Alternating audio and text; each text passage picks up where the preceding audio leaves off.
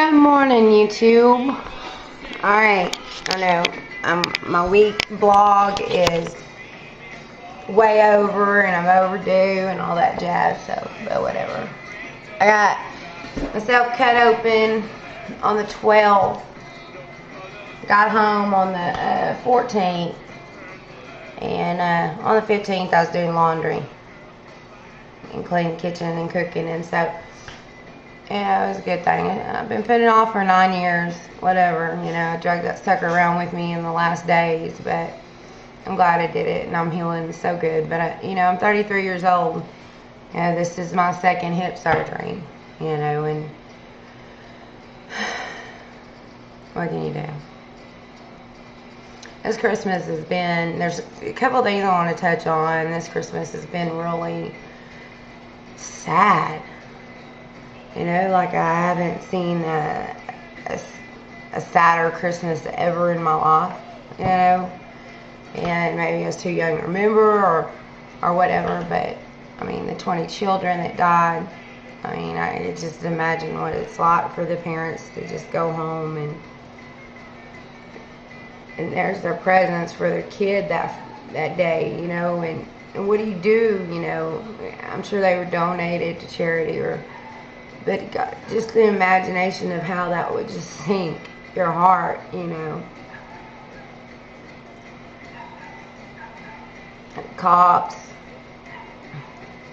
It's just one of the anchor men that I watched for years, KFDM, Channel Fox News out of Beaumont. He got killed in a car wreck 1:30 in the morning out in Louisiana, and it's just, I see more death this Christmas, you know. And I'll be honest with you, we do the Christmas for the kids and stuff, but it just didn't really feel like Christmas this year for me, you know. But I was down, I was hurting a little bit. I mean, I still hurt because the muscle's got to reattach itself, and I think that's the part that really just, you know, starts that aching, getting up at 1 o'clock in the morning and watching a whole season of Dr. Drew on Netflix. I mean, it's just ridiculous. But, you know, the reason I walk and do so much, it seems like it hurts worse to sit down or lay down. You want to walk, you know, because that's where the pain goes away, you know. But, and we got, you know, gun control. The media has already started their scare tactics, you know. It's sad, you know, that these guns were in, you know, this is how I feel, you know, and I'm going to piss some people off, I don't care, but if the teacher had a gun, 20 kids wouldn't be dead. That's the bottom line. It's sad that our teacher's going to have to, you know, is in a position where they need to be armed. And we're talking about babies, you know. But the world is so fucked up. And it makes you sit back and it makes you wonder, did I do an injustice to my boys? Because if it's like this now, you know, what's it going to be like when they're 18, 28, 38, 48? People kill you for anything now.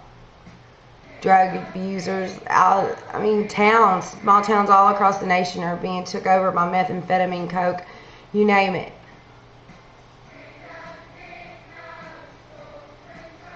We are our worst enemy. And everybody says they're not going to stand by, that Americans will never let them get our guns, you know, but we've stood by for so much shit, you know. And my serious point on that is, please don't be somebody who's just out there typing, oh, they won't get my guns. Go get you a freaking gun. Seriously, you know.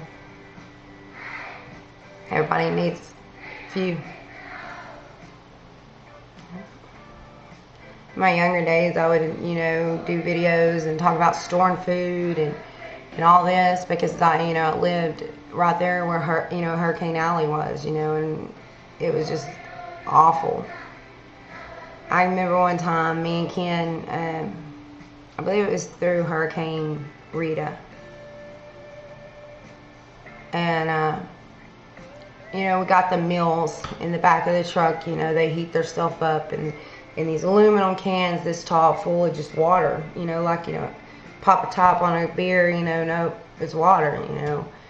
And I mean, there were so many people were so desperate.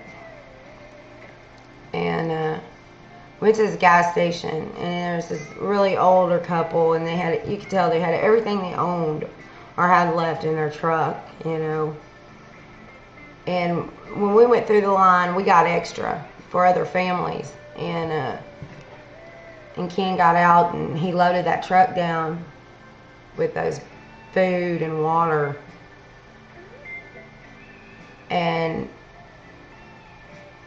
the man was in the store, and the woman didn't even see him, and then he just handed her another 6-pack of water through the window. And it just makes me think that sometimes through tragedy, we find beauty.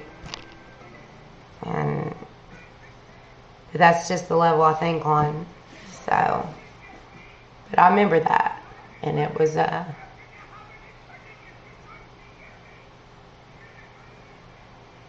it's sad. And right there on the line in Louisiana.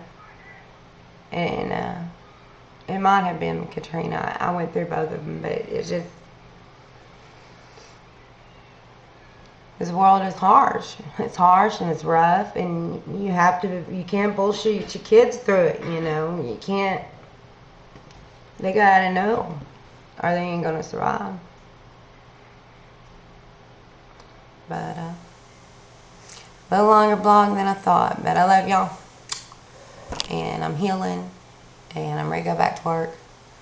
Things will be rolling for me in the new year, so bring it on, 2013. Peace.